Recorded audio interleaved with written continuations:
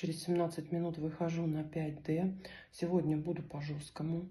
Тяжелая артиллерия идет в ход, то есть фразы такие: мне нужна постоянно подпитка и поддержка, поэтому я буду всегда болеть и создавать себе срыв проектов, саботировать деньги и буду себя лишать. И еще многое-многое другое о том, что нам доставляет удовольствие мучиться, попадать в проекты и всяким мошенникам, сомнительные схемы, саботировать себе свои успехи, лишать себя удовольствия, вечно страдать в жертвятинку.